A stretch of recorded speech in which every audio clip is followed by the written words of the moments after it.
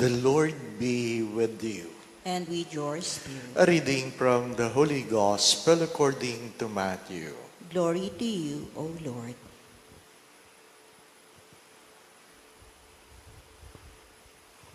When the Pharisees heard that Jesus had silenced the Sadducees, they gathered together, and one of them, a scholar of the law, tested him by asking, "Teacher, which commandment in the law is the greatest?" He said to them, "You shall love the Lord your God with all your heart, with all your soul, with all your mind. This is the greatest and the first commandment. The second is like it. You shall love your neighbor as yourself. The whole law and the prophets depend on these two commandments."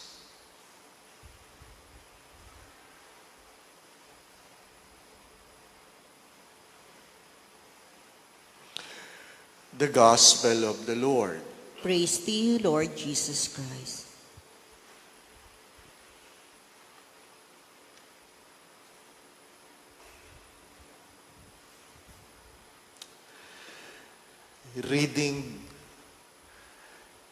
Listening to the first reading is like watching the movie The Mummy. Can you imagine seeing bones, then suddenly being wrapped by flesh? Nakikita mo yung buto, maya-maya nagkakalaman. Tapos, may mukha na, tapos nabuhay na. Ano nga kaya, mahirap yung namili ka ng buto. Akala mo, misis mo. Tapos nagprophesy ka, nagkalaman, iba mukha, But, kidding aside, if there is somebody in your life who passed away, and God will give you the power to prophesy over his or her bones, so that flesh can come back and raise him from the dead, who is that person? Who is that person? Kung meron kang kapangyarihang ibalik ang isang tao na siya'y bigyan muli ng buhay, sino yan? Sino yan? Kung wala kang maisip, malungkot ang buhay mo. Malungkot ang buhay mo. Bakit? Hindi dahil ikaw ay sasabihin mo, "Ay, ako, Father, pag namatay na." Ibig sabihin, wala kang isang malalim na relasyon sa mga yumao. Sa mga yumao. Magandang pagtunan ng pansin yan. If there is somebody I want to bring back to my life, who is that person? And perhaps the second question is, why? Why? Bakit mo siya binabalik? Bakit mo siya binabalik? Ano ang meron? Ano ang meron? Ang simpleng sagot ay pag-ibig. You don't bring people back because of money, because of comfort, but love. Sometimes, the difficulty of letting people go, forgetting them, is because they have lived a life so well that they made all things so beautiful for you. Ang dami lang iniwang magandang alaala, kaya napakahirap nilang limutin. Ang dami nilang iniwang magandang alaala, kaya ang hirap nilang limutin. Madalas ko po yung sinasabi, na dumating kang walang dala, aalis kang walang dadalhin, pero pwede kang mag-iwan ng magandang alaala. Kasi hindi naman lahat ng alaala maganda. Yung iba pangit. Di po ba? At magandang pagtuunan ng pansin yon. Magandang pagtuunan ng pansin. The people that left us, we keep remembering them because we have felt so much love when they were around. Mga minamahal na mga kapatid, hindi sapat ang paggawa ng mabuti. Hindi sapat ang paggawa ng mabuti. Gawin ang mabuti na merong pagmamahal. Sabi nga ni St. John Bosco, it is not enough that people know that you love them. You must make them feel your love. You must make them feel your love. Alam naman niya, Father, na love ko siya eh. Ang aking tanong doon ay, naramdaman ba niya? Naramdaman ba niya? Mga minamahal na mga kapatid, sabi nga, mahal mo ba ako? Ano sabi ng babae? Pinagluluto kita araw-araw. Gumigising ako araw-araw ng maaga. Inaayos ko ang iyong tulugan. Inaayos ko ang iyong damit, ang iyong bihisan. Nililinis ko ito, ginagawa ko ito. Nagsasakripisyo ako. Tapos tatanungin mo ako kung mahal kita. Pero, mahalaga pa rin na sinasabi mo, mahal kita. Naramdaman ba?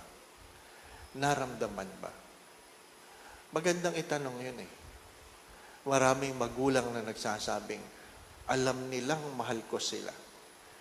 Pero hindi tinatanong ng magulang, naramdaman ba ng inyong mga anak ang inyong pagmamahal? Marami din mga anak na nagsasabing, alam naman ni mama, ni papa, mahal ko sila. Pero magandang tanong pa rin sa araw na ito, naramdaman ba nila? Kaya nga po, pag nangungulila ka, hindi po ba? Ano sinasabi mo doon sa patay? Magparamdam ka naman. Magparamdam ka naman. Buti na lang hindi. Hindi po ba? Bakit kung kailan buhay? We're too busy. Abalang-abala tayo. Abalang-abala tayo. Na kung saan, kung kailan wala na, saka mo hahanapin. Pero nung nandiyan katabi mo, kasama mo, kausap mo, hindi mo maiparamdam ang pagmamahal. Hindi mo maiparamdam ang pagmamahal. Mahirap yung naiwan tayo sa pangako. Hindi po ba, no? Naiiwan tayo sa pangako. Mga minamahal na mga kapatid, sabi nga, your greatest regret in life is that it's not that you have failed. Your greatest regret in life is that you have not tried. Your greatest regret in life is not that you have failed. Nabigo ka. Pero ang pinakamalaki mo palang regret, because you are so afraid of failing, then you have not tried. Hindi mo man lamang pinagsumikapan na mahalin ang Diyos ng buong buo, ng may pag-iisip, ng buong kalakasan, ng buong kaluluwa. That you have failed in trying to love your neighbor in the way you love yourself. Kaya nga, totoo din yun. Yung mga taong hindi marunong magmahal sarili, walang kakanyahang magmahal ng ibang tao. Kasi saan ka huhugot ng pagmamahal? Ni ikaw hindi ka marunong magmahal. Ni hindi ka marunong magmahal.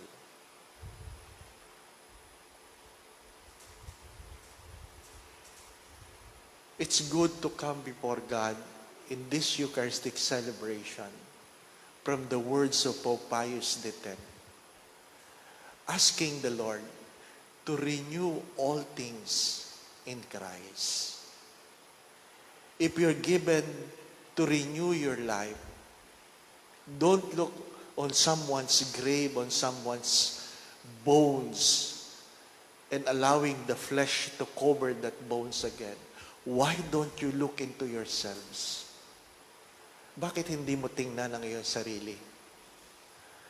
Baka buhay ka pa physically, pero kalansay na ang iyong pagkatao.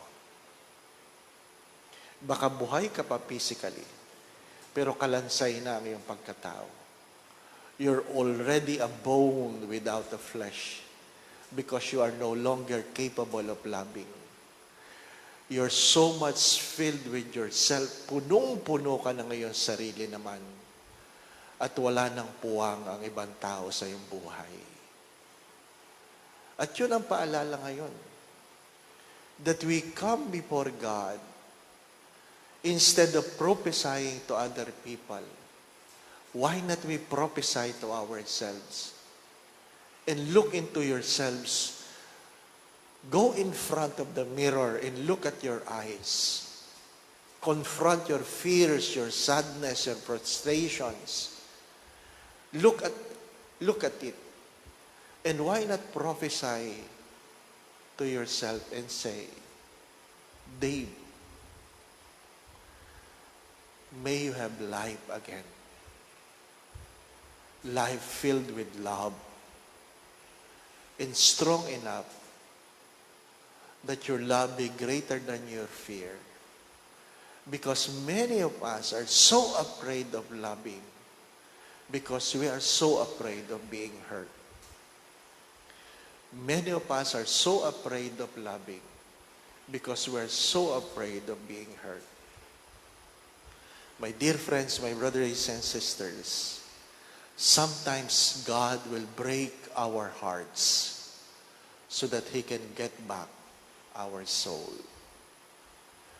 God breaks our hearts so that He can save our soul. Amen. Our communion outside the Mass every day, 10 o'clock to 11, never cease. Hindi po natin itinigil yung ating communion. Ano pa? For people who are not allowed or who are immunocompromised because of whatever conditions you have, and you cannot attend and go to Mass, you can receive communion, and Santa Maria Goretti is open 10 to 11, where you can come and receive communion. Ano pa? You just come, you receive and go. You don't have to stay, or I would say, don't stay inside the church to avoid ourselves being in a covered place. You avoid getting in contact with other people.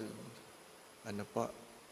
So, you just listen to an online Mass of the day and come and receive communion every day from 10 o'clock to 11.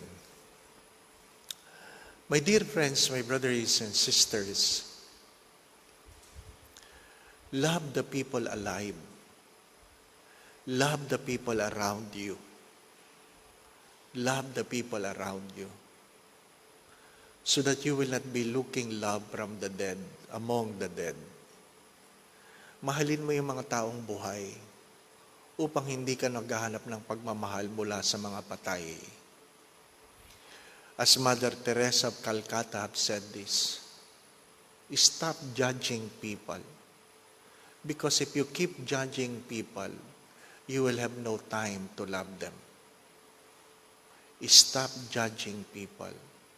Because if you keep judging people, you will have no time loving them. So love the people around you. Not because you are being compensated, but love them. Just love them.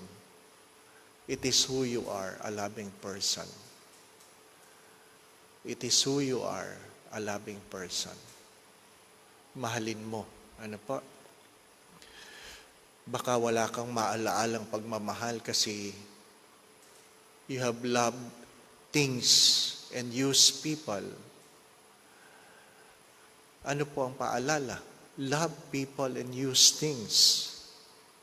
Mahalin mo ang tao at gamitin mo ang gamit. Hindi yung minamahal mo ang gamit at ang tao ang ginagamit mo para makuha mo yung gamit na gusto mo. Love people and use things. Do not love things and use people. Ano po? Mahalin mo. When we have a wrong kind of love, sometimes God breaks our hearts just to save our soul.